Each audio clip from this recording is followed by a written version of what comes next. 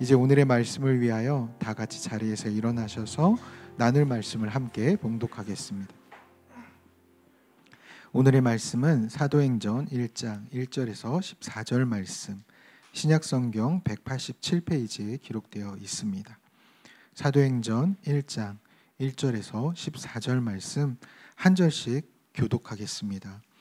데오빌러여, 내가 먼저 쓴 글에는 무릇 예수께서 행하시며 가르치시기를 시작하신부터 그가 택하신 사도들에게 성령으로 명하시고 승천하신 날까지의 일을 기록하였노라.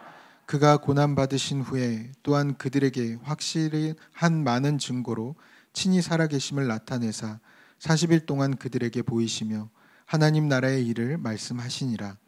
사도와 함께 모이사 그들에게 분부하여 이르시되 예루살렘을 떠나지 말고 내게서 들은 바 아버지께 약속하신 것을 기다리라. 요한은 물로 세례를 베풀었으나 너희는 몇 날이 못되어 성령으로 세례를 받으리라 하셨느니라. 그들이 모였을 때 예수께 여쭈어 이르되 주께서 이스라엘 나라를 회복하심이 이때니이까 이르시되 때와 시기는 아버지께서 자기의 권한에 두셨으니 너희가 알 바가 아니요 오직 성령이 너희에게 임하시면 너희가 권능을 받고 내 증인이 되리라 하시니라. 이 말씀을 마치시고 그들이 보는 데에 올려져 가시니 구름이 그를 가려 보이지 않게 하더라. 올라가실 때 제자들이 자세히 하늘을 쳐다보고 있는데 흰옷 입은 두 사람이 그들 곁에 서서 이르되 갈릴리 사람들아 어찌하여 서서 하늘을 쳐다보느냐. 너희 가운데서 하늘로 올려지신 이 예수는 하늘로 가심을 본 그대로 오시리라 하였느니라. 제자들이 감람원이라 하는 산으로부터 예루살렘에 돌아오니 이 산은 예루살렘에서 가까워 안식일에 가기에 알맞은 길이라. 들어가 그들이 유하는 다락방으로 올라가니 베드로, 요한, 야고보, 안드레와 빌립, 도마와 바돌로메, 마테 및 알페오의 아들 야고보, 셀로딘 시몬, 야고보의 아들 유다가 다 거기 있어 여자들과 예수의 어머니 마리아와 예수의 아우들과 더불어 마음을 같이하여 오로지 기도에 힘쓰더라. 아멘. 자리에 앉으시겠습니다. 이렇게 기도하고 말씀 전하겠습니다. 하나님, 오늘 시작되는 사도행전 말씀을 통해 주님께서 주시고자 하는 주님의 마음, 주님의 뜻, 주님의 계획이 온전하게 예배 가운데 드러나고 이루어지기를 원합니다. 우리가 귀로 듣지만 성령으로 듣기를 원하고, 귀로 내 머리로 깨닫는 것이 아니라 성령으로 깨달아 새겨지는 은혜를 누리기를 원합니다. 특별히 아직 그 성령의 충만함을 경험해 보지 못한 분들에게 다른 소망보다 성령 하나님을 향한 간절한 기대와 소망이 일어나게 하셔서 아버지께서 행하시는 당신의 은혜의 역사를 모두가 보게 하여 주시옵소서. 감사드리며 예수 그리스도 이름으로 기도합니다. 아멘. 오늘부터 사도행전 강해를 시작합니다. 저는 순전한 교회를 시작할 때 이 사도행전 말씀으로 강해하면서 설교를 진행하려고 했습니다. 그런데 이게 말씀을 준비하는데 계속 하나님이 지금이 아니라는 마음을 너무 많이 주시는 거예요. 그러면서 예수 그리스도의 복음, 기초적인 우리의 신앙, 이런 부분을 계속 강조하게 하시는 하나님의 어떤 인도하심을 경험했던 것 같아요. 그래서 요한복음 강해하고 순종 시리즈 하고 뭐 이러면서 계속 주님 앞에 서는 시간들을 가졌던 것 같아요. 그리고 우리가 개척한 지 약 3년 반 정도의 시간이 흘렀습니다. 저는 모든 게 우연이 없다고 생각하고 특별히 시기와 때가 굉장히 중요하다고 생각하는데, 마치 예수님께서 제자들과 3년 반의 공생의 이후에 사도행전이 펼쳐지는 것처럼 분명히 예비한 건 아닌데 우리가 딱 3년 반 되는 시점에 이 사도행전을 보게 하시는 하나님의 분명한 뜻이 있다고 믿습니다. 그래서 이 사도행전의 역사가 단순하게 그 당시에 일어난 역사가 아니라 우리의 역사가 되는 은혜를 함께 누렸으면 좋겠습니다. 그래서 여러분 기도하시고, 여러분 말씀이 때로는 말씀의 진행을 따라 우리의 삶을 붙드시는 하나님의 역사가 있습니다.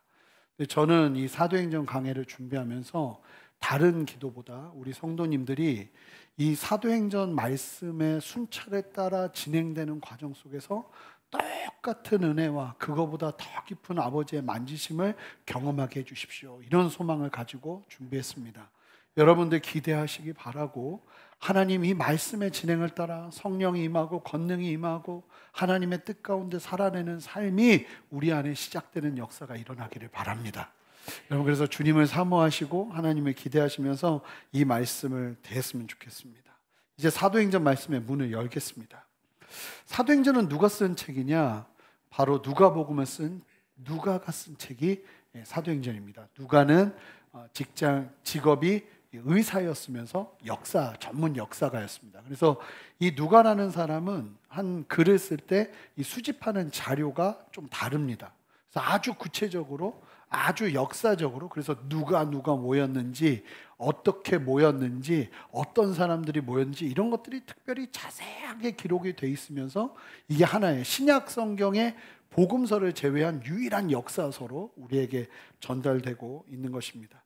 이 누가가 이 사도행전을 왜 썼는가? 자, 1절, 2절을 보시면 데오빌로라는 사람에게 쓴 책이 이 사도행전이에요. 누가복음도 마찬가지고요. 내가 먼저 쓴 글에는 무릇 예수께서 행하시며 가르치시기를 시작하신부터 그가 택하신 사도들에게 성령으로 명하시고 승천하신 날까지의 일을 기록하였노라. 이게 누가복음을 얘기하는 거예요. 누가복음을 통해서 이미 그렇게 예수님의 행적을 전했다는 거예요. 그리고 이제 예수님이 승천하시고 난 다음에 어떤 일이 일어났는지를 데오빌로라는 사람에게 말하기 위해서 이 사도행전이 쓰여졌다는 사실을 말하고 있는 것입니다. 그래서 여러분 잘 보시면 이 성경은 이 누가복음 다음에 요한복음이 있고 사도행전이 있어서 우리가 감이 없는데요, 한 권이라고 보시면 돼요. 누가복음하고 사도행전이 한 권이에요. 그래서 이 제1권이 누가복음, 예수님의 기록, 그 다음에 사도들의 기록, 교회의 기록이 담긴 게 제2권 사도행전이에요. 그래서 같이 이어지는 겁니다. 이 데오빌로라는 사람은 누군지 명확하게는 알 수 없어요. 근데 성경에서 말하는 바에 따르면 이 사람은 구약에 대한 이해가 있는 사람이었고, 예수님에 대한 소식을 이미 들은 사람이었고, 로마의 고위 공직자였던 사람이었던 것 같아요. 이와 같이 초대교회에는 다양한 사람들이 예수님을 믿고 예수님을 따르고 있었다는 것을 말해주고 있는 겁니다. 그러면서 이제 구체적인 사도행전의 말씀이 시작되는데요, 3절 말씀부터 이제 구체적인 이제 역사적인 기록이 우리한테 전해지거든요. 3절 말씀 여러분의 목소리로 함께 읽어주세요. 시작.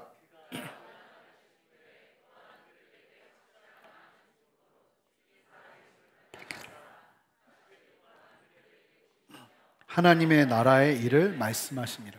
예수님은 죽으셨다가 육체적인 완전한 육체의 부활을 하시고 난 다음에 며칠 동안 계시다가 하늘로 올라가셔 승천했다고 하고, 예수님이 다시 오시는 걸 승귀라고 합니다. 다시 오신다는 거죠. 그래서 승천하시기까지 며칠 동안 계셨냐면 딱 40일 동안 계셨습니다. 성경은 이 40이라는 숫자를 굉장히 강조하죠. 의미가 있는 숫자예요. 이스라엘 백성들이 광야에서 40년간 떠돌이 생활을 했죠. 그런 어떤 의미 있는 숫자, 예수님께서 40일 동안 제자들과 함께 계셨던 거예요. 그러면서 무엇을 하셨는지가 3절에 자세히 나오는데요, 두 가지 사역에 집중하셨어요. 첫 번째, 예수님은요, 예수님의 사람들에게 몸을 계속 보이셨어요. 내가 부활했다는 사실을, 진짜 내가 살아있다는 사실을 예수님의 사람들에게 보이셨다는 거예요. 여러분, 부활의 주님을 만나는 게 얼마나 중요한지 모릅니다. 여기서 중요한 사실이 있는데요, 실제로 예수님의 부활이 육체적으로 일어나자 중요한 회복이 일어나게 되었다는 거예요. 이게 무슨 얘기냐면, 예수님께서 공생애 사역하실 때 혹시 기억하실지 모르겠는데 누구보다 힘들어했고 오해했던 사람들이 있었습니다. 예수님이 공생애 사역하시는데 막 오해하고 힘들어했던 사람들이 있었어요. 그 사람들이 누구였는지 혹시 기억나세요? 바로 예수님의 육신의 가족들이었어요. 가버나움 사역으로 유명해지신 예수님을 이해할 수 없었던 가족들은, 왜냐하면 왜 이해할 수 없었냐면 예수님은요, 공생애 사역, 세례 요한에게 세례를 받고 사역을 시작하는 그때 이전에는 절대로 예수님의 신성을 드러내질 않았어요. 그러니까 형제들은 같이 어렸을 때 똑같이 자랐단 말입니다. 근데 갑자기 나랑 같이 분명히 같이 지내던 형이 내가 하나님의 아들이다 하고 돌아다니기 시작하는 거예요. 그래서 그 지난주 화요일 본문에 보면 가족들이 예수님을 찾아오는데 예수님이 만나주질 않으시는 장면이 나와요. 근데 왜 가족들이 찾아왔냐면 다른 복음서에서, 마태복음이 아니라 다른 복음서의 기록에 의하면 예수님 미쳤다고, 귀신 들렸나 보라고. 그래서 우리가 예수님 정신 차리게 하겠다고 가족들이 나서는 거예요. 왜냐하면 그것 때문에 자기들도 피해를 보게 생겼거든요. 그러니까 가족들이 예수님을 이해하지 못해요. 미쳤다고 생각하고. 그 예수님을 찾아왔단 말이에요. 근데 예수님이 그때 아주 충격적인 행동을 하시죠. 어머니와 형제들이 왔어요. 자, 여기 잘 보시면 이번 주 화요일 본문에서도 예수님의 형제들, 가족들이 리스트가 나오는데 요셉이 안 보여요. 요셉이 안 보이는 이유는 요셉이 죽었을 것이라고 추정돼요. 그러면 누가 가장이에요? 예수님이 가장이에요. 근데 예수님이 지금 나 하나님의 아들이라고 돌아다니고 있단 말이에요. 그러니까 가족들이 기가 막혀서 예수님을 붙잡으려고 예수님 사역하고 있는데 찾아온 거예요. 그랬더니 예수님이 가족들 쳐다도 보지 않고 부르지도 않고 밖에서 소리가 들려요. 안에서 소리가 들리는 거예요. 예수님이 하시는 말씀이, 누가 내 어머니고 누가 내 형제냐. 하나님의 말씀을 지키는 사람이 내 어머니고 형제다 이러면서 형제들을 만나주질 않아요. 그 얘기를 듣고 형제들이 눈이 돌아버립니다. 다시는. 그래서 예수님이 십자가에 달려 죽으실 때 어머니 마리아는 찾아오는데 형제들이 한 명도 코빼기가 안 보이는 이유가 여기 있어요. 여러 기록들을 보면 나중에는 돌아오게 되지만 이 형제들이 예수님을 너무 힘들어했던 것 같아요. 관계가 다 끊어진 거죠. 그래서 예수님 십자가 지실 때도 나타나지 않는 형제들이었어요. 이해를 못하는 거예요. 예수님이 진짜 하나님의 아들이야? 말도 안 되는 소리 하고 있네. 우리랑 같이 울고 먹으면서 배고프면 뭐 똑같이 사람처럼 행동했는데 무슨 하나님의 아들이야? 이러고 있던 형제들이 오늘 본문에 등장해요. 오늘 본문에. 자, 13절, 14절 보시면 13절은 이제 예수님께서 승천하시고 난 다음에 제자들이 마가의 다락방에서 성령을 기다리면서 기도한 사람들의 리스트가 나오는 거예요. 제자들 쭉 설명해주고 14절은 그 다음에 그 외의 사람들 중에 꼭 기록해야 되는 사람들이 나오는데 여기에서 14절 보면 여자들과 예수의 어머니 마리아와 예수의 아우들, 이제 다음 주에 볼 텐데 이 사람들이 약 120명 정도가 됐어요. 그러니까 마가의 다락방이 우리가 생각하는 다락방이 아니에요. 120명 정도가 기거하면서 기도할 수 있는 공간이었어요. 그러니까 굉장히 넓은 곳이었죠. 제가 여러 번 말씀드렸잖아요. 마가는 부잣집이었다고. 그래서 그 사람들이 나오는데 거기서 여기 충격적으로 누가 나오냐면 예수님의 형제들이 여기서 등장하는 거예요. 갑자기 형제들이 왜 나타난 걸까요? 뭘 봤을까요? 부활하신 예수님을 본 거예요. 부활하신 예수님을 보고 나니까 오해가 풀어져요. 예수님이 돌아가시는 순간까지도 그 오해가 풀어지지 않았는데 부활하신 예수님을 보고 나니까 비로소 모든 오해가 풀어진다는 거예요. 여러분, 예수님의 부활은요, 주님 다시 오실 때 우리가 누릴 부활의 모델입니다. 우리도 마찬가지예요. 우리가요, 예수님 위해서 살잖아요. 말씀 따라 살잖아요. 그러면 반드시 이 땅에서 오해받을 수밖에 없고 이해받지 못할 수 있어요. 그러나 여러분, 우리의 걸음이 그런다 해서 거기서 멈추지 않아요. 예수님이 십자가에 죽기까지 그 오해를 풀기 위해 몸부림치는 것이 아니라 하나님의 뜻을 따르기 위해 몸부림친 것처럼 우리의 삶도 그와 같은 은혜가 있기를 주님의 이름으로 축복합니다. 여러분, 사람들이 다 이해해 주지 못해요. 그거를 또 다 이해시키려고 할 필요 없어요. 그저 믿음으로 한 걸음 한 걸음 하나님 앞에 순종하며 나아가는 게 중요해요. 요한계시록을 보면요, 정말로 고통당하고 있는 교회와 성도들을 향해서 한 가지 내용만 강조해요. 한 가지 내용만. 이게 위로예요. 위로가 뭐냐면 예수님은 반드시 오시고 너희들은 부활하게 될 거야. 이게 위로가 되시죠? 이러면 안 돼요. 아멘이 나와야 되는 거예요.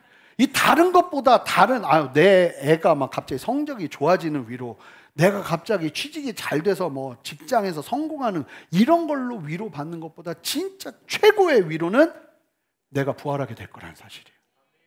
그때 우리의 모든 오해는 풀어져요. 여러분, 그때 하나님께서 우리를 신원하세요. 그래서 잘 보면요, 정말 가족들끼리도 오해하는 경우가 많고, 심지어는 부부끼리도 예수님 따르다 보면 서로 이해하지 못할 때가 참 얼마나 많은지, 저는 안 그러지만 보면은 그런 경우들이, 저는 안 그래요. 저는 그런 적이 한 번도 없어요. 하지만 그럼에도 불구하고 있더라고요. 근데 그것도 막 내가 풀어야지 할 필요 없어요. 그냥 주님 보고 가는 거예요. 어떤 면에서는 주님 의지하면서 가는 거예요. 내 남편이 나를 다 이해하지 못해도, 내 아내가 나를 다 이해하지 못해도. 여러분, 우리의 신원의 진짜 우리가 회복되는 날은 이 땅에서 일어나는 건 작은 그림자고 작은 물결입니다. 진짜 온전한 회복은 우리의 부활의 때에 있는 거예요. 예수님 다시 오시는 그때. 여러분, 우리 안에 이게 소망이 되는 은혜가 있었으면 좋겠어요. 그리고 예수님이 부활하시고 난 다음에 몸을 막 보이시면서 오해들을 풀어주시죠. 그리고 난 다음에 하는 게 뭐냐면 성경 공부를 시키십니다. 자, 보시면 우리 말씀 3절 말씀 보시면 예수님께서 부활하시자 예수님을 어떻게 하시냐면 40일간 하나님 나라의 일을 가르치셨어요. 여러분, 성령이 임하시기 전이었지만 예수님은 가르치셨어요. 근데 놀라운 게 제자들이 오늘 본문에서 이제 그 이야기를 집중적으로 할 텐데 못 알아들어요. 40일 동안 예수님이 부활하셔서 가르치셨는데도 헛소리 하거든요. 그래도 예수님 그걸 아심에도 불구하고 뭐 하시냐면 40일 동안 계속 말씀을 가르치세요. 여러분, 말씀은 이해가 안 되고 오해가 돼도 계속 들으셔야 돼요. 할렐루야. 여러분, 이해돼서 막 듣는 게 아니라 그냥 말씀은요, 에스겔서에서 사명 주실 때 막 두루마리를 막 뱃속에다가 막 채우시잖아요. 그러는 것처럼 말씀은 그냥 무조건 이해가 안 돼도 받아들이고 채우고 새기는 거예요. 여러분, 놀라운 게 뭐냐면 이렇게 새겨지고 채워지는 말씀이 성령 안에서, 내가 성령 안에서 충만을 누리기 시작하잖아요. 이게 시너지 효과가 돼요. 이해가 안 돼도 계속 그냥 오늘 은혜가 안 돼도 이 말씀을 읽는 거예요. 오늘 은혜가 안 돼도 이 말씀을 붙잡는 거예요. 그러면서 나가다 보면 제가 정말 많이 경험하게 되는 게 뭐냐면요, 성경 말씀을 준비하다가, 설교를 준비하다가 주석을 보고 뭘 보는 게 아니라 불현듯 갑자기 어떤 말씀이 생각나는 거예요. 읽다가. 근데 이거는 내가 생각해야지 한 게 아니라 그냥 내 안에 쌓아둔 거예요. 그런데 중요할 때 그게 툭 튀어나오더라고요. 그리고 읽다 보면 이 말씀하고 연결이 될 때가 너무 많은 거예요. 여러분, 인생 살다가요, 갑자기 어려울 때 말씀이 툭 튀어나오는 건요, 쌓아두는 사람이 누리는 은혜예요. 말씀이 이해된다고 그냥 나에게 좋은 것이다 생각하고 지금 다 이해되지 않아도 항상 드시는 저와 여러분 되시길 바랍니다. 저는 세상에 제일 이해되지 않는 음식이 하나 있는데 브로콜리예요. 그 향나무같이 생긴 걸 왜 먹는지 모르겠어요. 근데 몸에 그렇게 좋대요. 그러니까 그냥 제 아내가 이렇게 주는 브로콜리 지금도 먹으면서도 이게 무슨 맛인지 모르겠어요. 근데 몸에 좋다니까 그냥 먹는 거예요. 저는 요즘요, 토끼만 먹는 줄 알았던 당근도 그냥 먹습니다. 그 맛이 하나도 안 느껴져요. 오히려 이걸 왜 먹나 싶은데 몸에 좋다니까 그냥 먹는 거예요. 그러기 시작하게 되더라고요. 그럼 말씀이요, 때로는 그럴 수 있어요. 물론 성령 안에서 꿀송이보다 단 분들도 있지만 그 수준까지 가기가 힘든 상황들이 있는 분들이 있어요. 그럴 때요, 여러분, 말씀을 그냥 먹는 거예요. 그냥 익히는 거예요. 그냥 쌓아두는 거예요. 그러다 보면 이게 성령 안에서, 예수님께서요 40일 동안 제자들이 오해해도 못 알아들어도 그걸 누구보다 잘 하시는 예수님이 뭐 하시냐면 계속 먹이시는 거예요. 주일학교요, 먹이는 거예요. 얘네들이 다 이해 못해도 이 말씀이 열매가 일어날 걸 신뢰하면서 먹이는 거예요. 여러분, 대부분 돌아오시는 분들, 세상에서 방황하다 예수님께 돌아오시는 분들, 그때 들었던 말씀, 그때 들었던 그 쌓아놨던 내 안에 숨겨져 있었던 그게 먼지를 툴툴 털면서 갑자기 툭 튀어나오는 역사가 일어난다고요. 그러니까 지금을 보지 말고 때로는 말씀을 심어두는 거예요. 목장에서 변화되지 않아요? 여러분, 괜찮아요. 말씀 먹이세요. 여러분들도 다 이해하기 때문에 말씀 읽는 거 아니에요. 말씀을 먹는 거예요. 그러다 보면 주님께서 역사하세요. 근데 이제 문제가 있어요. 말씀의 뜻을 제대로 이해하지 못하고 파악하지 못하고 나대면 큰일 나거든요. 이 세상 무서운 사람들이, 이 사람들이 내가 말씀 많이 한다고 생각하고 아직 성령의 충만함이 없는 상태에서 나의 의로 말씀을 이해한 채로 떠돌아다니는 사람들, 이 사람들이 사고를 쳐요. 예수님이 그걸 막으려고 아예 뭐라고 하시냐. 자, 4절 5절 여러분들이 읽어주세요. 이게 여러분들에게 하시는 말씀이다 생각하고 읽으세요. 시작.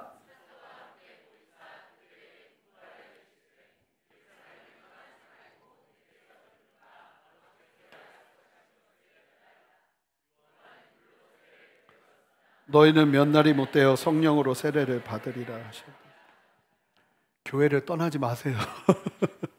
예배의 자리를 떠나지 마세요.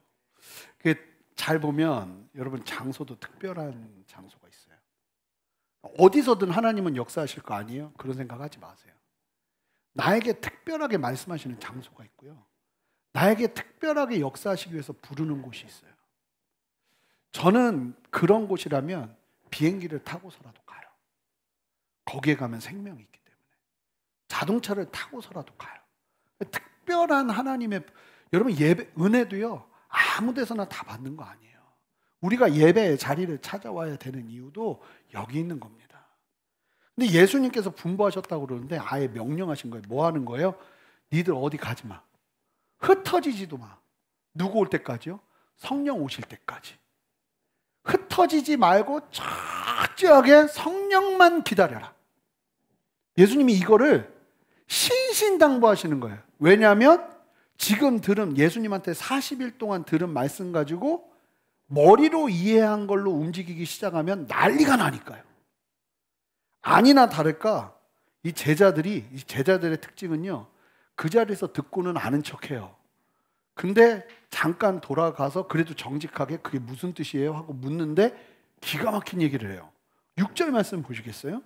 6절 말씀 보시면 그들이 모였을 때 예수님에게 듣고는 예수께 여짜와 이르되 주께서 이스라엘 나라를 회복하심이 이때니까. 이게 무슨 얘기냐면 충격적인 질문을 하는데 너무나 놀라운 질문에서 충격적인 게 아니라 너무나 이해를 못해서 충격적인 거예요.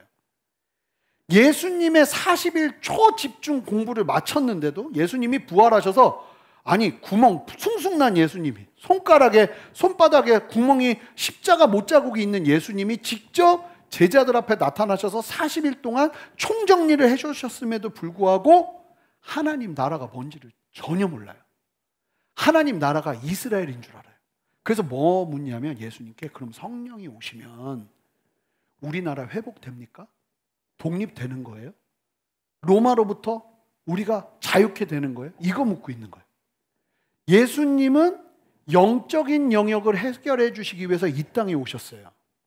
근데 그 설교를 계속 듣고 그 성경 공부를 계속 듣는데 듣는 제자들은 계속 뭐 하냐면 쉽게 말하면 주파수가 안 맞아요. 뭘 기대하냐면 내 육신, 이 나라, 이 땅에서 일어나는 어떤 것에만 계속 집중하면서 나가는 거예요. 그러니까 현실적인 문제, 언제 일어날지도 모르는 문제에 갇혀서 예수님을 바라보고 있었다는 거예요. 그랬더니 예수님께서요 책망하시면서, 쉽게 말하면 화내시면서 얘기하신 거예요. 7절 여러분들에게 하시는 말씀일 수 있으니까 여러분들이 읽어주세요. 저도 같이 읽을게요. 저한테도 하시는 말씀이니까 시작. 이르시되 때와 시기는 아버지께서 자기의 권한에 두셨으니 너희가 알 바 아니.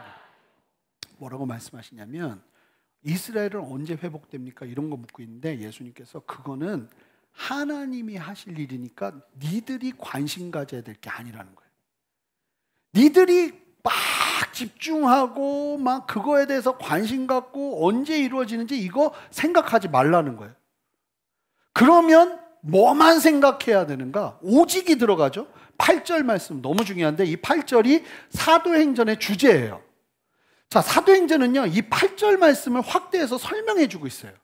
어떻게 성령이 임했고 어떻게 제자들이 권능을 받았고 예루살렘에서 어떻게 복음이 전파되었고 온 유대와 사마리아와 땅끝까지 어떻게 복음이 증거되었는지를 자세하게 설명하고 있는 게 사도행전이거든요.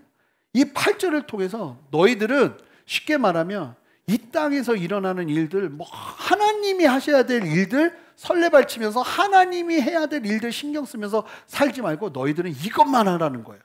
오직이 들어가죠. 우리 함께 8절 말씀 힘차게 읽어보겠습니다. 시작. 오직 성령이 너희에게 임하시면 너희가 권능을 받고 예루살렘과 온 유대와 사마리아와 땅끝까지 이르러 내 증인이 되리라 하시니라. 여러분, 이 말씀을 계속 띄워주시고요, 이 말씀을 통해서 예수님이 두 가지를 강조하세요.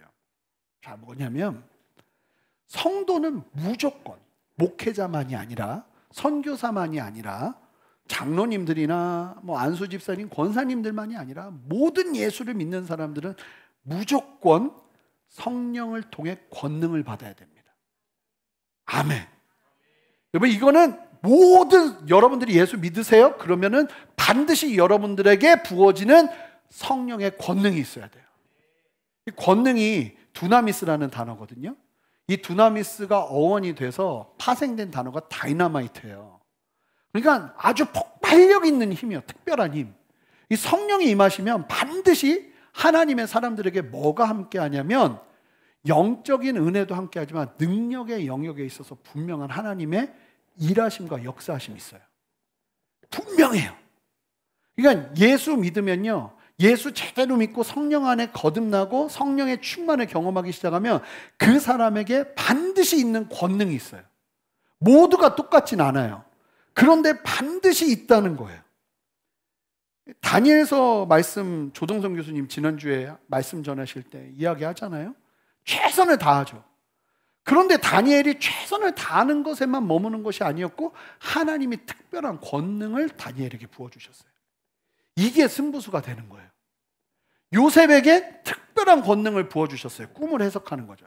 그 당시 꿈을 해석하는 건 최고의 학문이에요. 근데 이 부분에 내가 노력하지 않았는데 통달할 수 있는 지혜를 하나님이 주신 거예요.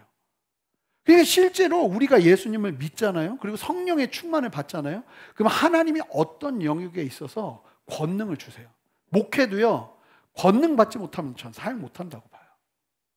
이 분명하게 하나님이 주시는 권능이 있어요. 어떤 영역에서 하나님이 주시는 지혜가 있고요, 이게 없으면 고생하는 거예요. 그래서 반드시, 그리고 그 권능을 따라서 나의 부르심을 확인하는 거예요. 만약에 성령 없이 움직이거나 흩어지면 지금 제자들처럼 헛다리 짚는 겁니다. 성경을 읽고도 다른 소리를 해버리는 거예요. 예수 믿고 있으면서도 전혀 다른 것에 소망을 두고 사는 겁니다. 그 요한복음에서 예수님께서 그렇게 강조하신 것처럼 예수를 믿고 있는데 썩어질 것에 소망을 두고 살아가는 안타까운 인생이 되는 이유가 뭐냐면 성령을 경험하지 못했기 때문이라는 거예요. 반드시 성령을 경험하셔야 됩니다. 이것을 성령 세례라고도 말하죠. 성령의 충만함을 경험하는 시간을 반드시 경험하셔야 돼요. 여러분들 안에 그 소망이 있으시기를 바라요. 제가 정말 감사한 게 뭐냐면 고등학교 2학년 때 이거에 대한 소망이 있었어요. 성령이라는 분이 함께 하신다는데 그 충만이라는 게 있는데 나도 받고 싶다. 그래가지고 계속 기도한 거예요. 주구장창. 난 뭔지는 모르지만 하나님 나를 만나달라고. 나를 만나달라고. 근데 이게 예수님 믿고 난 그때도 예수님을 사랑한다고 생각하고 예배도 열심히 드리고 고등학생이 맨 먼저 가가지고 아침에 청소하고 화장실 청소하고 예배당을 다 정리했단 말이에요. 그런데도 몰랐어요. 그런데 성령이 임하고 나니까 그제서야 바뀌는 영역들이 있더라고요. 성령이 임하시면요, 예수님이 말씀하시는데 요한복음 16장 13절에 세 가지 영역의 알미 일어나요. 알미. 자, 16장 13절 보시면 그러나 진리의 성령이 오시면 그가 너희를 첫 번째 모든 진리 가운데로 인도하시리니, 그러니까 말씀을 이해할 수 있는 능력이 성령 안에서 부어져요. 그러니까 성령 없으면 말씀 이해 못해요. 이상한 소리예요. 말씀을 공부를 해놓고도 이상한 소리예요. 두 번째, 그가 스스로 말하지 않고 오직 들은 것을 말하며, 그러니까 성령께서 뭐 하기 시작하냐면 아버지 하나님으로부터, 성부 하나님으로부터 들은 걸 우리한테 계속 얘기해 줘요. 그러니까 하나님의 뜻을 말씀하신다는 거예요. 그러니까 하나님의 뜻을 알고 싶어요. 저는 하나님의 뜻을 알고 싶어요. 그러려면 뭐 해야 되는 거예요? 성령 충만을 구하셔야 되는 거예요. 여러분, 목사가 하나님의 뜻 말해줄 수 없어요. 있을 수도 있는데 없어. 근데 정확하지 않아요. 가장 중요한 건 하나님이 여러분에게 직접 말씀하십니다. 저는 이거를 철칙처럼 여기고 살았어요. 그러니까 내게 있어서 가장 중요한 건 하나님이 나에게 직접 말씀하신다. 그래서 난 예언하는 사람, 막 은사가 있다는 사람이 나한테 원주에 가가지고 뭐 개척, 제가 말씀드렸잖아요. 나 안 한다고. 그럼 나한테 말씀하시겠죠. 근데 나한테는 어떤 감동도 없거든요. 안 했어요. 전 벌 받지 않았어요. 지금도 이렇게 감사하게 목회하고 있잖아요. 그리고요, 장래의 일을 너희에게 알리신대요. 성령께서. 그러니까 성령의 충만을 누리기 시작하면 이 땅에 눈에 보이는 한치 앞만 바라보고 살아가지 않아요. 멀리 바라보기 시작합니다. 뭐가 중요한지, 내 결국이 무엇이 될 것인지. 때로는 저는 이 부분도 있다고 봐요. 나를 예비하게 하세요. 나를 준비하게 하세요. 여러 상황들 속에서. 그러니까 성령이 없으니 들어도 모르고, 죽었다가 부활하신 예수님을 보고도 머리에 이성만 있으니까 핀트를 못 맞춰요. 부활하신 예수님을 보고서 성령이 없으니까 헛소리 하는 거예요. 여전히 자신들이 중요하다고 생각하는 영역이 바뀌지를 않아요. 그러니까 여러분, 내가 왜 예수 믿는데 이렇게 안 바뀔까? 나는 왜 계속 똑같을까? 답은 하나예요. 성령 안에 여러분 충만을 누리셔야 되는데 그것이 없는 거예요.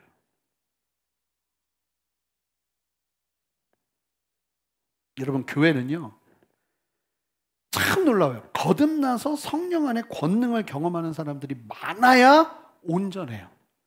안 그러면 일 분간을 못해요.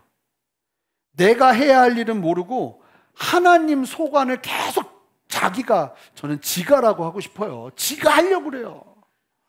하나님 해야 될 거 자기가 하고, 자기가 해야 될 거는 아무것도 하지 않고. 이거 네가 왜 걱정해? 이건 내 소관이야. 너 나한테 맡겨, 그거는. 그러면서 하시는 게 뭐예요? 성령 충만을 받으라고. 넌 그것만 구해. 그럼 교회 리더가 되면 될수록, 그리고 하나님을 위해서 살면 살수록 정말로 우리가 구해야 되는 게 뭐냐면 성령 충만이에요.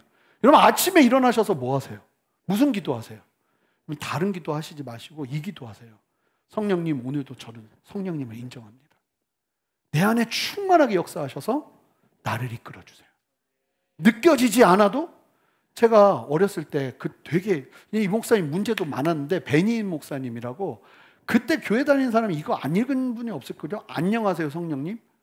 책 제목처럼 이분은 맨날 안녕하세요 성령님 이로 하루를 시작한다는 거예요. 근데 그게 아무것도 아닌 것 같아도 나는 느껴지지도 않고 믿어지지도 않는데, 그때 그 말씀을 듣고 미친놈처럼 하기 시작했어요. 일어나면 안녕하세요 성령님, 오늘은 나에게 뭐 말씀하실 거예요?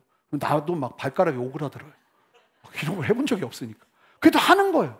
하다 보면 하나님께서 점점 민감하게 하시더라고요. 우리 모두에게 성령 충만이 반드시 있기를 바랍니다.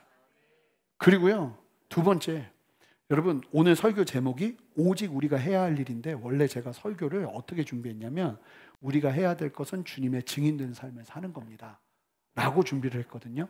근데 말씀을 준비하다가 저도 이번에 완전히 바뀌었어요. 오직 우리가 해야 될 거는 딱 하나밖에 없어요. 그러면 두 번째, 이 말씀 8절 말씀을 통해서 우리가 기억해야 되는 건 성령 안에서 되어지는 삶을 살아야 돼요. 내가 하는 삶이 아니라, 내가 성취하는 삶이 아니라 성령이 되게 하는 삶을 반드시 살아야 돼요. 할렐루야.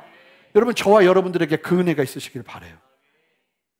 여러분, 말씀을 오해해요. 이 말씀을요, 성령 안에서 우리가 증인된 삶을 살아내야 된다 하는 게 아니에요. 이 말씀은 지금 그 얘기를 하시는 게 아니에요. 너 성령 임하셨어? 그러면 너 열심히 살아. 성령 안에서 너 예루살렘, 사마리아 땅끝까지 가야 돼. 그 얘기 하시는 게 아니에요. 성령 충만만 구해. 그러면 자, 8절 말씀 보세요. 성령 안에서 증인으로 살아라가 아니라 증인이 될 거래요. 이게 중요한 거예요. 예루살렘, 그러니까 정말 중요한 게 뭐냐면, 내가 예루살렘 가야지, 사마리아 가야지, 땅끝 가야지 이런 거 생각하는 거 아니에요. 그러면 뭐 우린 바보냐, 엉터리로 아니요. 뭘 할지, 어떻게 살아야 될지 이 모든 걸 성령 안에서 시작하라는 거예요. 그러면 성령이요, 이 사도행전 전체를 보면 주님이 주신 명령이 있지만 제자들과 하나님의 사람들은 어떻게 움직이냐면, 자, 유대가 다 복음화가 됐어. 그러면은 이제 사마리아로 가자, 땅끝으로 가자, 이러질 않아요. 뭐만 하냐면 그 자리에서 성령이 인도하는 대로 한 걸음 한 걸음을 걸어요. 제자들이 예수님께 물은 건 큰 걸 물었어요.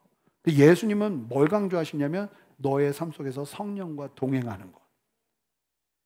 이것만 제대로 하기 시작하니까 하나님이 어떤 사람은 사마리아로 보내시고 상황으로, 그러니까 너 사마리아로 가라가 아니라 어쩔 수 없이 사마리아로 갈 수밖에 없게 만들어요.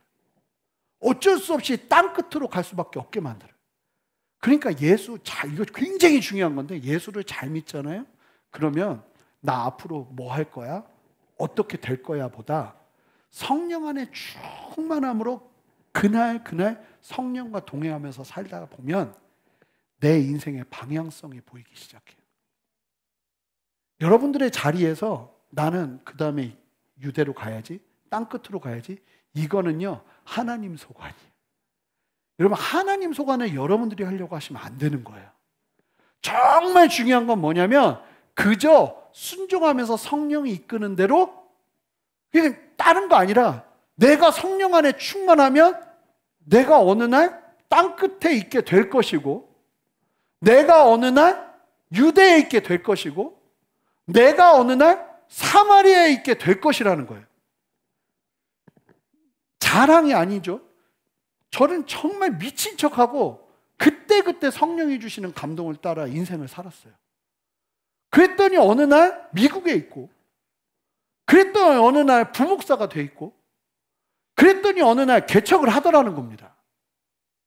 내가 개척해야지 해서 개척을 한 적이 없고, 저는 설교 때 얘기한 적이 있냐면, 저는 이제 큰 꿈이, 저는 개척보다는 어디 교회에 부임받아 가는 게 제 계획이었어요.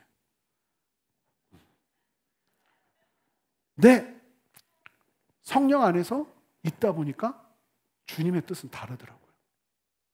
당황하지 않고 그 뜻 가운데 나는 가는 거예요.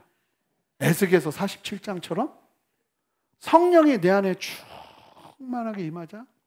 진짜 그랬다니까요. 저한테 묻길래 저는 새로운 교회 다음도 다른 교회 부목사로 가려고 그랬어요.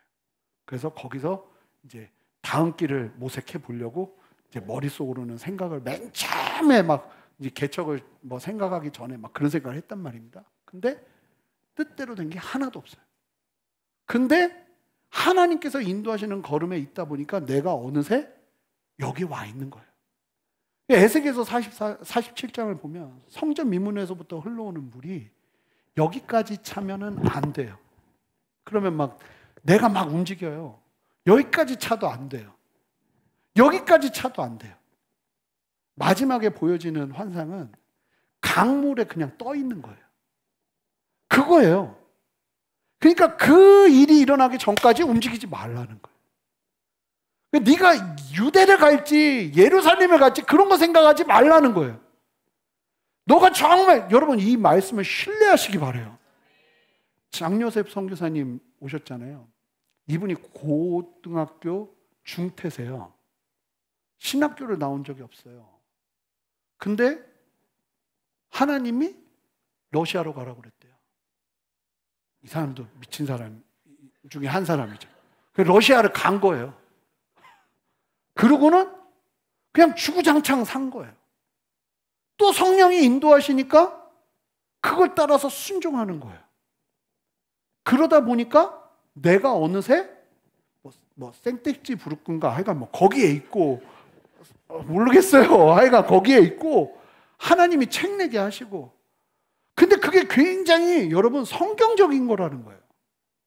여러분 지금 내가 뭘 해야지, 내가 뭘 이루어야지, 그거는 주님이 하실 일이고, 제가 지금 해야 되는 건 성령의 충만을 누리면서 하루하루의 삶을 성실하게 주님의 말씀을 따라 그렇게 사는 거예요. 그러면 성령이 가만히 두질 않아요. 날 증인 되게 하세요.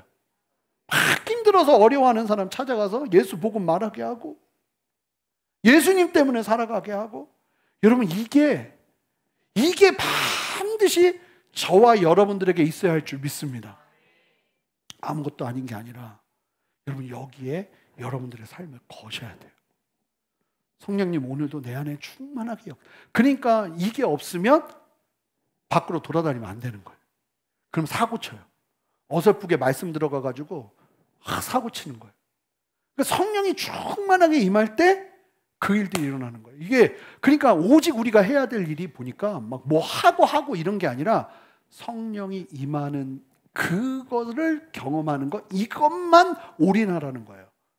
그러면 너 유대 가 있을 것이고 사마리아 가 있을 것이고 최선을 다해서 이 땅을 살아. 그러니까 사도들이 그 다음부터 뭐 하냐면 그냥 성령 충만한 가운데 아침에 일어나면 성령이 주시는 감동을 따라서 순종하면서 믿음의 걸음을 한 걸음 한 걸음 걸어요. 그러다 보니까 교회가 생기고, 그러다 보니까 내가 전 세계를 돌아다니면서 복음을 전하는 일을 하게 되고, 각자가 다르더라는 거죠.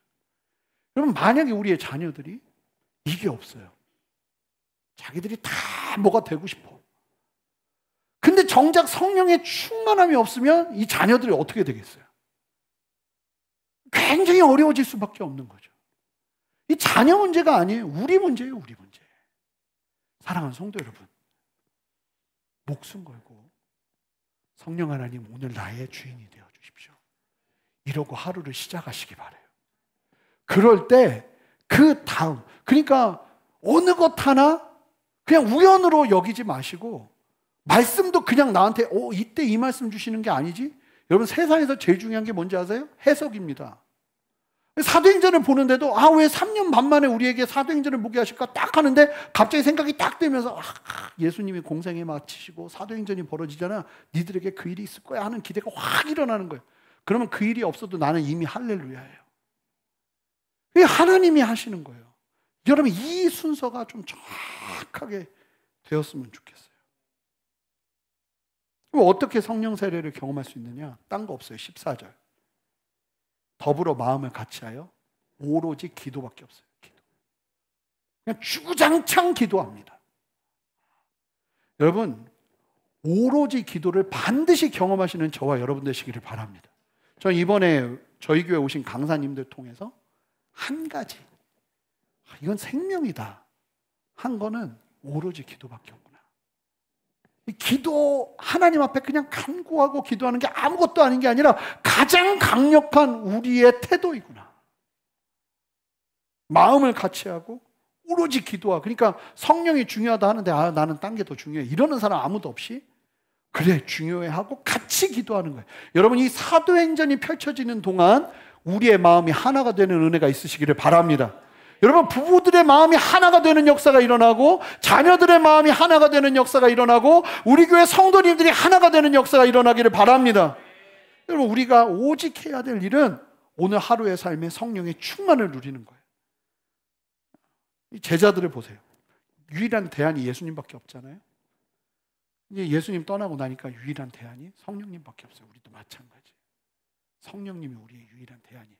그래서 이제 말씀을 마칠 텐데요. 성령님 내 안에 충만하게 역사하신다는 게 무엇인지 알 수 있도록.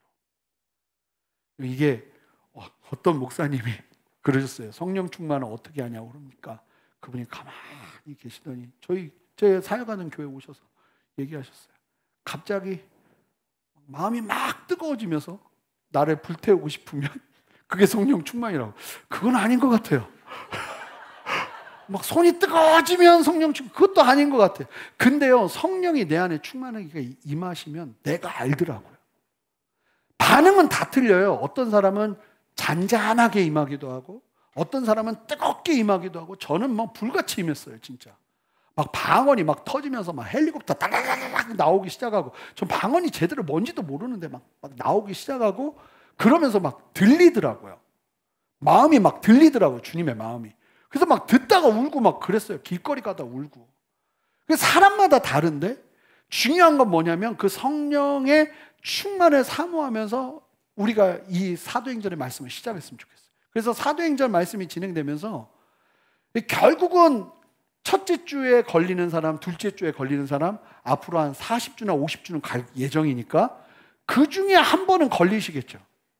그러면서 내가 성령 안에 충만을 경험하면서 변화될 수 있도록 그 사모함으로 나아가는 저와 여러분 되었으면 좋겠어요. 방향성 정하지 마세요. 성령 안에 충만하세요. 그리고 성령께서 주시는 그때그때의 감동, 그리고 말씀 놓치지 마세요. 여러분, 이게 우리에게 생명인 거예요. 함께 기도하겠습니다. 하나님, 오늘 이 말씀 기억하면서 우리 모두가 성령의 충만을 누리며 담대하게 서기를 원합니다. 성령의 충만 외에 우리가 구해야 될 것이 없음을 아버지는 이 말씀 안에서 보게 하시니 감사합니다. 하나님, 내가 주님이 고민하셔야 될 것을 고민하면서 하나님 것을 붙잡으면서 나아가는 교만 있지 않는지 돌아보게 하시고 우리를 새롭게 하여 주시옵소서. 하나님, 변화시켜 주시옵소서. 감사드리며 예수 그리스도 이름으로 기도합니다. 아멘. 하나님이 행하실 거예요. 우리 주님께 기대와 소망과 아버지 하나님을 향한 마음을 가지고 박수를 영광 돌려드립시다. 우리 다 같이 일어나셔서 함께 찬양하며 나가겠습니다. 힘차게 손뼉 치며 찬양합니다. 우리 함께 전심으로 고백합시다. 성령 하나님, 이곳 가운데 나의 심령 위에 충만하게 역사하여 주시옵소서. 함께 고백합니다. 성령이여 임하소서. 성령이여 임하소서. 메마른 나의 심령 위에 주님의 은혜의 담비. 여러분, 성령을 구할 때요 힘차게 나가야 돼요. 주의 권세 주의 능력 지금 이 시간 임하셔서 악한 권세 모두 깨뜨리고 주님 나라 임하소서. 영광 할렐루야.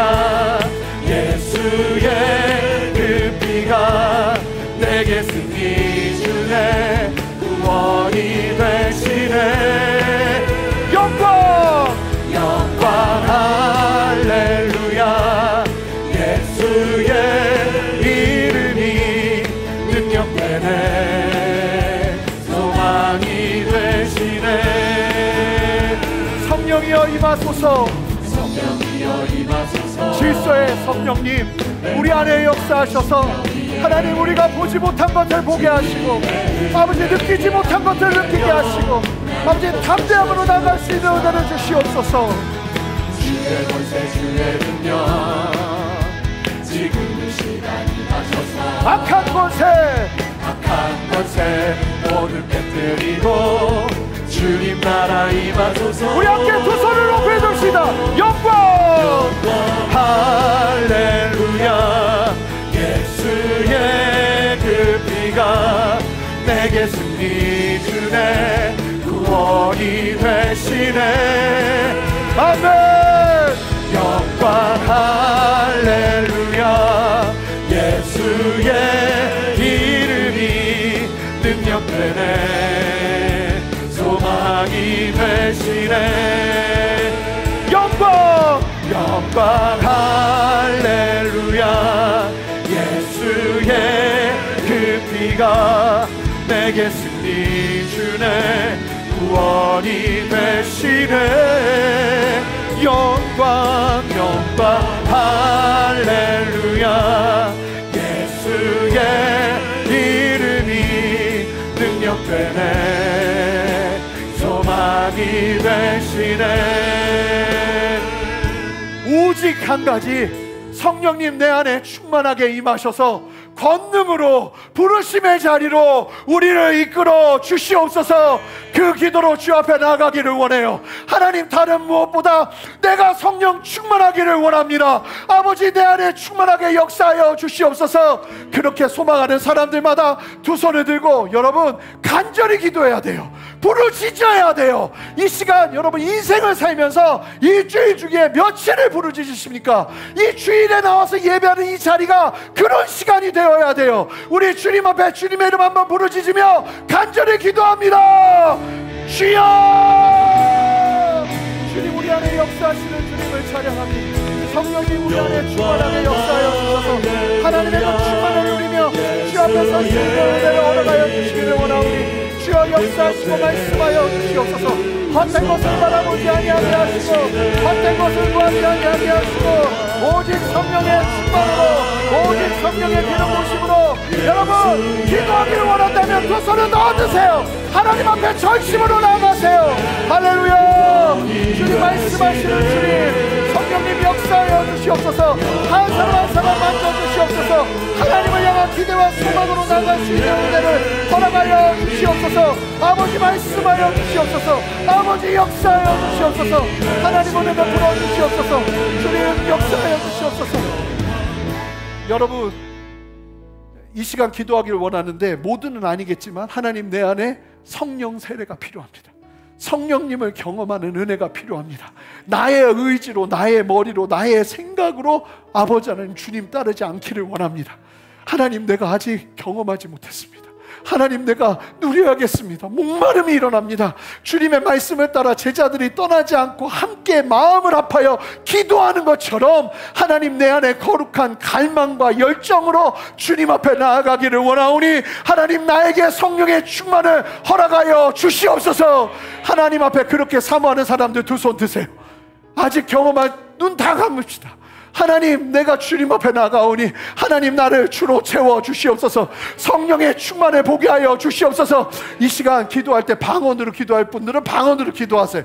함께 기도하며 주님 앞에 나가겠습니다. 우리 주님의 이름 한번 간절히 부르며 기도합시다. 주여, 하나님, 우리 안에 충만하게 역사하여 주셔서 성령의 그 충만을 누리며 설 수 있는 은혜를 허락하여 주시옵소서.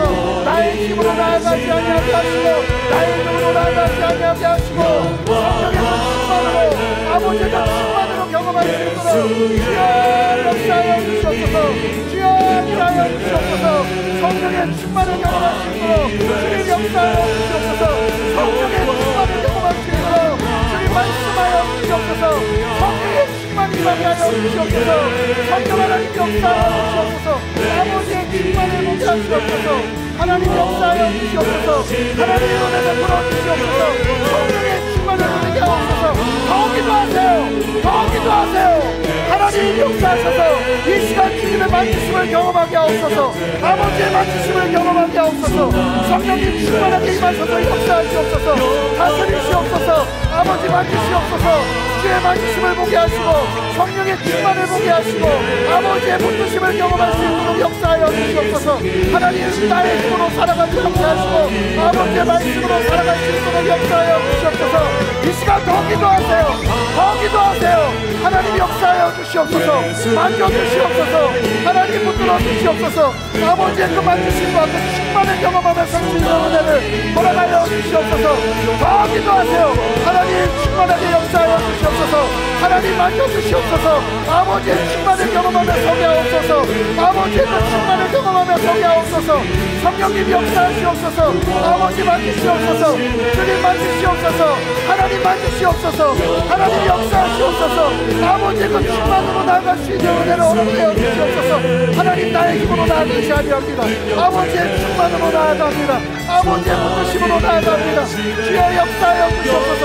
하나님 붙들어 주시옵소서. 하나님 역사하여 주시옵소서. 하나님 이끌어 주시옵소서. 아버지의 만지심을 보게 하시옵소서. 더 기도하세요. 더 기도하세요. 하나님 이 시간 만지시옵소서. 하나님 붙드시옵소서. 머리부터 발끝까지 주의 영으로 충만하게 하시고 아버지의 만지심을 보게 하시고 하나님의 역사를 경험할 수 있도록 주여 역사하여 주시옵소서. 하나님의 충만을 보게 하시옵소서. 아버지의 마음을 보게 하시옵소서. 아버지 역사하여 주시옵소서. 하나님 붙드시는 주님을 찬양합니다. 주여 역사하여 주시옵소서. 하나님 은혜를 풀어주시옵소서. 아버지 만져주시옵소서. 아버지, 내가 주의 것이오니 하나님의 은혜 안에 서게 하시고 아버지의 은혜 안에 서게 하시고 주님 바라보며 설 수 있는 은혜를 허락하여 주시옵소서. 성령님 역사하여 주시옵소서. 하나님 은혜를 풀어주시옵소서. 하나님의 그 충만을 보게 하시고 아버지의 기름 부심을 볼 수 있도록 역사하여 주시옵소서. 하나님 은혜를 보시는 주님을 찬양합니다. 주님 역사하시옵소서. 주님 역사하고 계세요. 더 기도하세요. 하나님 앞에 절수로 기도하십시오. 하나님 만지시옵소서. 아버지 만지시옵소서. 아버지 만지시옵소서. 아버지 붙드시옵소서. 아버지 역사하여 주시옵소서. 아버지 더 충만하게 역사하여 주시옵소서.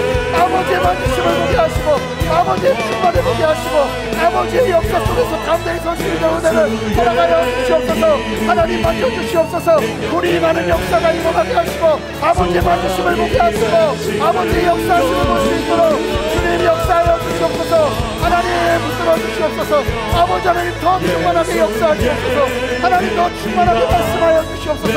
말씀하시고 붙이시는 주의 역사를 보게 하시옵소서. 성령님 만져주시옵소서. 이 시간 만져주시옵소서. 아버지 역사하여 주시옵소서. 성령으로 충만하게 하시고 아버지로 뜨거워지게 하시고 하나님의 마음 가지고 나아갈 수 있도록 주여 역사하여 주시옵소서. 간구할 수 있는 힘을 주시옵소서. 믿음을 더하여 주시옵소서. 방언이 터지게 하시고 아버지의 말씀 앞으로 담대히 나아가는 은혜를 허락하여 주시옵소서. 이 시간 만지시옵소서. 성령의 충만으로 만지시옵소서. 아버지 앞에 기도할 수 있는 힘을 주시옵소서. 간구를 허락하여 주시옵소서. 하나님 역사하시는 주님을 찬양합니다. 주님이 크시는 주님을 찬양합니다. 할렐루야. 주님 역사하시옵소서.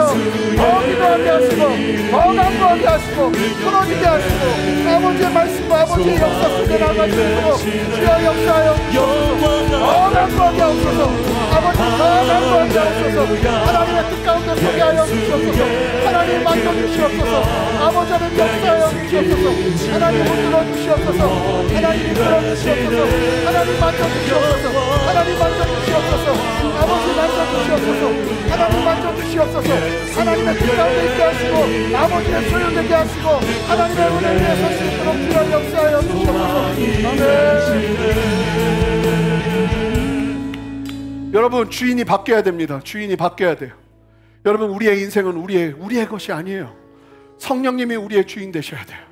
하나님이 우리의 주인 되셔야 돼요. 여러분, 이게 바뀌지 않으면 정말 불행한 신앙생활 하다가 주님과 상관없는 삶 살다가 가는 거예요. 여러분, 누구라도 천국에 가는 게 아니에요. 하나님 나라에 들어가는 게 아니에요. 이 땅에서 하나님의 마음 가지고 온전하게 설 수 있는 믿음의 눈이 내 안에 필요합니다. 주여 역사하여 주시옵소서.